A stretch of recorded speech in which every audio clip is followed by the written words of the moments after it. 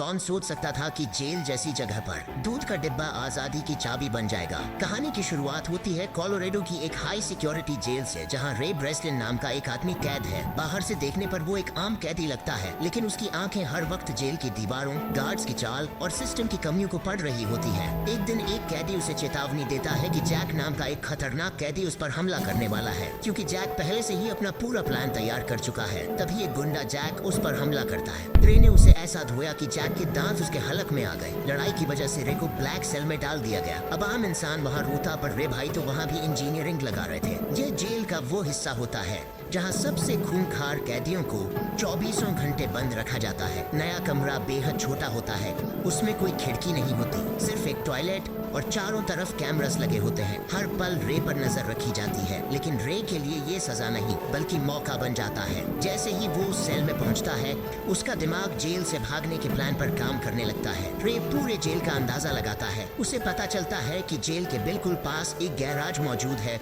और दोनों जगहों पर गार्ड्स की संख्या भी ज्यादा नहीं है। अगले कुछ दिनों तक वो चुपचाप हर गार्ड की रूटीन को बारीकी से ऑब्जर्व करता है। तभी उसे एक अहम बात समझ आती है कि गार्ड्स हर दिन ठीक 7 मिनट के लिए सिगरेट पीने बाहर जाते हैं और उस वक्त निगरानी सबसे कमजोर होती है। अब रे को सिर्फ एक चीज चाहिए होती है, अपने सेल के दरवाजे का पासकोड। एक दिन खाने के साथ आए दूध के पैकेट को खोलते हुए वो उससे एक पतली प्लास्टिक शीट निकाल लेता है। मौका मिलते ही वो उस शीट को पासवर्ड स्क्रीन पर सावधानी से चिपका देता है। जब गार्ड कोड डालता है, उसकी उंगलियों के निशान उस शीट पर साफ रह जाते हैं।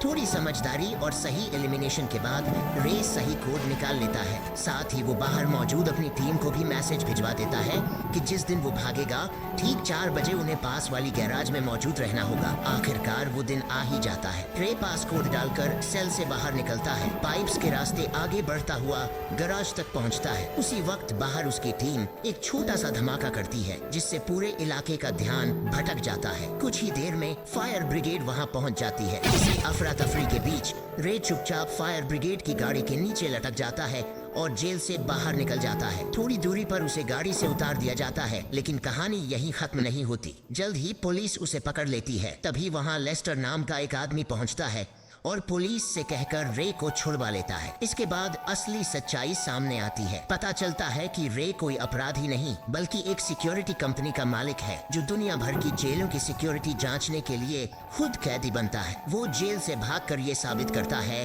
कि सिस्टम में कहां-कहां सुधार की जरूरत है। करीब 5 महीने बाद रे अपने ऑफिस लौटता है। वहाँ वो एक आसान सा गेम खेलकर अपने दोस्तों को खुश करता है। तभी उसका पार्टनर लेस्टर उसकी मुलाकात जेसिका नाम की एक लड़की से कराता है। जेसिका चाहती है कि रे दुनिया की सबसे गुप्त और सबसे कड़ी सिक्योरिटी वाली जेल की जांच करे। उसकी शर्त ये होती है कि ना जेल का नाम बताया जाएगा, ना उसकी लोकेशन। इस मिशन के बदले वो लाखों डॉलर देने को तैयार होती है। रे को यह डील सही नहीं लगती, लेकिन लेस्टर के काफी समझाने पर वो आखिरकार मान जाता है। मिशन से पहले रे की पहचान बदल दी जाती है और उसके शरीर में एक ट्रैकिंग डिवाइस भी लगाया जाता है। प्लान के मुताबिक उसे जानबूझकर अरेस्ट किया जाना होता है, लेकिन अचानक रास्ते में कुछ लोग उसे अगवा कर लेते हैं, बेहोश कर देते हैं और बड़ी सफाई से उसके शरीर से ट्रैकिंग डिवाइस निकाल देते हैं। जब रे की आंख खुलती है तो वो खुद को एक अजीब सी जेल में पाता है। वो एक कांच के डिब्बे जैसे सेल में बंद होता है और उसके चारों तरफ भी ऐसे ही कई कैदी मौजूद होते हैं। थोड़ी देर बाद उसकी मुलाकात जेल के वार्डन हब्स से होती है, जबकि रे को बताया गया था कि वार्डन का नाम मार्श होगा। यही उसे एहसास हो जाता है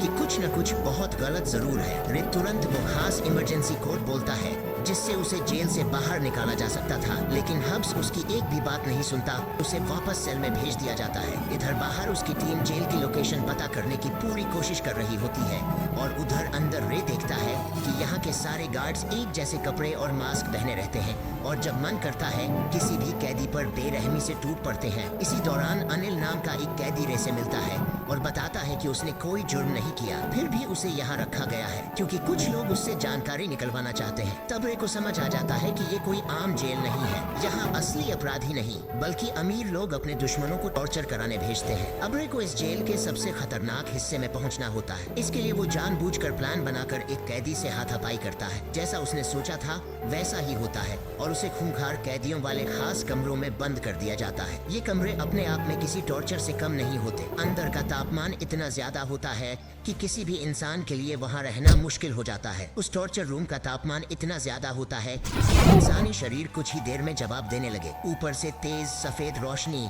सीधे आंखों पर पड़ती है, जिससे कुछ ही मिनटों में चक्कर आने लगते हैं। बाहर कंट्रोल रूम में बैठा वार्डन कैमरों के जरिए यह सब देख रहा होता है और इस अमानवीय खेल का मजा ले रहा होता है। अगले दिन जेल का डॉक्टर काइली जैन रे को चेक करने आता है। उसकी हालत देखकर डॉक्टर के चेहरे पर थोड़ी नरमी जरूर आती है, लेकिन जब रे उससे इस जेल की लोकेशन के बारे में पूछता है तो वह साफ इनकार कर देता है। कुछ देर बाद रे और उसके साथी को उस टॉर्चर रूम से बाहर निकाल दिया जाता है। इसी दौरान रे एक अहम बात नोट कर लेता है। कमरे का फर्श एल्यूमिनियम का नहीं बल्कि ठोस स्टील का बना हुआ है। बाहर आते ही रे अपने साथी से मेटल की एक मजबूत पट्टी लाने को कहता है ताकि फर्श में लगे नट बोल्ट खोले जा सके, लेकिन उसी वक्त उसके साथी को वार्डन के सामने ले जाया जाता है और उससे एक बार फिर उसके पुराने कनेक्शंस के बारे में पूछताछ की जाती है। जब वो कुछ भी बताने से इनकार करता है तो गार्ड्स जबरदस्ती उसके मुंह में पानी की पाइप डालकर उसे बेरहमी से टॉर्चर करते हैं। दर्द के बावजूद वो मौका देखकर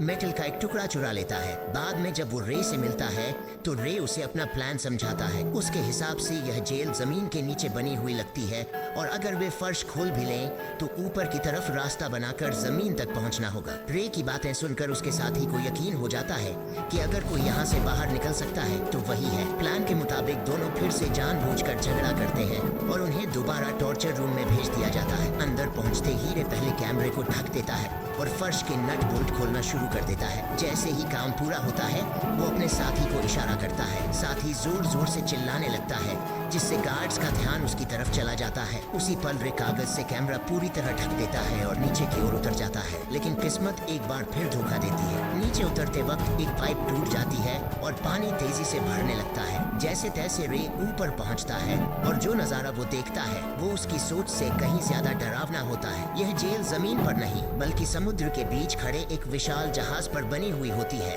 अंदर पानी फैलने लगता है। हालात बिगड़ते देख रे चुपचाप अपने सेल में वापस लौट आता है। इधर बाहर रे की टीम लेस्टर से संपर्क करती है। तभी पता चलता है कि इस मिशन के लिए दिया गया चेक बाउंस हो चुका है और जेसिका का कोई अता पता नहीं है। शक की सुई सीधी लेस्टर पर जाती है। कुछ ही देर में सच्चाई सामने आ जाती है। लेस्टर अकेले ही पूरी कंपनी का मालिक बनना चाहता था, इसीलिए उसने जानबूझकर यह फर्जी डील रची और रे को हमेशा के लिए इस जेल में फंसा दिया। इतना ही नहीं, उसने वार्डन को फोन करके साफ कह दिया था कि रे को यहीं उम्र भर कैद रखा जाए। उधर रे और उसका साथी अब यह समझ चुके होते हैं कि यहाँ से निकलने के लिए सबसे जरूरी चीज है जेल की सही लोकेशन। रे डॉक्टर से मदद मांगने की कोशिश करता है, लेकिन डॉक्टर फिर भी कुछ नहीं बताता। मजबूर होकर रे जुगाड़ लगाता है। वो चोरी छिपे गद्दा निकालता है और उससे एक देसी सा सेक्सटेंट तैयार करता है जिससे दिशा और लोकेशन के पॉइंट्स निकाले जा सके। इसके लिए उसे जहाज के ऊपरी हिस्से तक पहुँचना होता है। इसी काम में उसकी मुलाकात जावेद नाम के एक कैदी से होती है। जावेद वार्डन के सामने जासूस बनने का नाटक करता है और बदले में खुली हवा में नमाज पढ़ने की इजाजत मांगता है। अनजान वार्डन हामी भर देता है। उसी मौके का फायदा उठाकर रे अपने बनाए डिवाइस से दिशा के आंकड़े निकाल लेता है। सारी गणना के बाद रे इस नतीजे पर पहुंचता है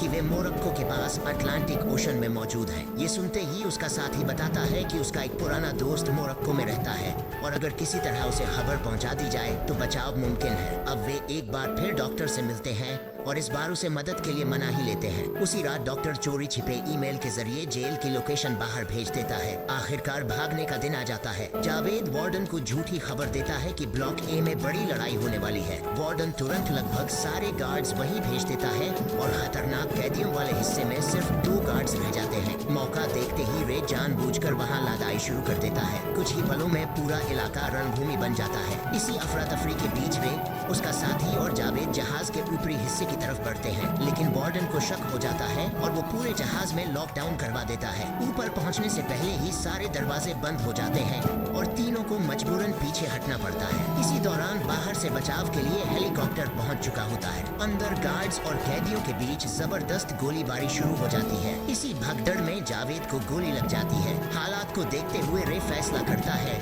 कि अब कंट्रोल रूम तक पहुंचकर पूरे जहाज की बिजली काटनी ही होगी। रे समझ जाता है कि अगर जहाज की बिजली काट दी जाए तो ऊपर का लॉक किया हुआ दरवाजा दोबारा खुल सकता है। वो अपने साथी से कहता है कि जावेद का ध्यान रखे और खुद कंट्रोल रूम की तरफ बढ़ जाता है। तभी जावेद एक आखिरी फैसला लेता है। उसे अंदाजा होता है कि वो ज्यादा देर जिंदा नहीं रह पाएगा, इसलिए वो अनिल को भी आगे बढ़ने के लिए कह देता है। हालात ऐसे बन जाते हैं कि मजबूरी में उसके साथी को जावेद को वहीं छोड़कर भागना पड़ता है। कुछ ही देर बाद गार्ड्स जावेद को गोली मार देते हैं, लेकिन उसकी कुर्बानी बेकार नहीं जाती। इसी बीच रे आखिरकार जहाज की पूरी बिजली काटने में कामयाब हो जाता है। ऊपर लॉक किया हुआ रास्ता खुल जाता है और उसका साथी भागते हुए डेक तक पहुंच जाता है, जहां उसका दोस्त हेलीकॉप्टर के साथ पहले से इंतजार कर रहा होता है। पीछे से जेल के गार्ड्स लगातार फायरिंग करते रहते हैं, लेकिन वो हार नहीं मानते और पूरी ताकत से रे के बाहर आने का इंतजार करते हैं। उधर रे खुद एक नई मुसीबत में फंस जाता है। गार्ड्स की तलाशी से बचने के लिए वो पानी के एक बड़े टैंक में छिप जाता है, लेकिन वार्डन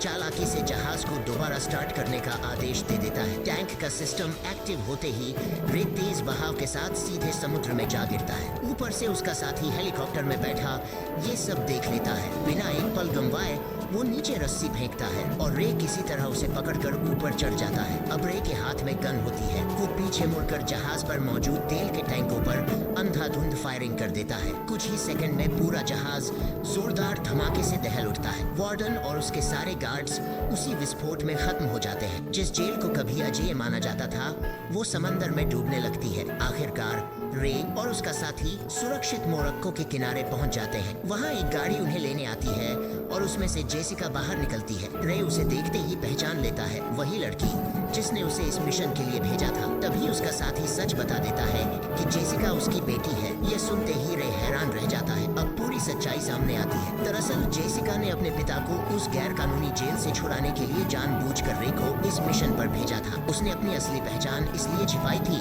ताकि उसके दुश्मन उसे नुकसान न पहुंचा सके। जाते जाते वो रे को लेस्टर की गद्दारी के बारे में भी बता देती है, कैसे लेस्टर ने लालच में आकर वार्डन से हाथ मिलाया और अगर रे इस जेल से कभी बाहर नहीं निकल पाता तो वही इस जेल का सीईओ बनने वाला था। कुछ समय बाद रे एबिगेल और हैश से मिलता है, जहां ये खुलासा होता है कि लेस्टर को सच में वही ऑफर दिया गया था, लेकिन अब खेल पलट चुका होता है।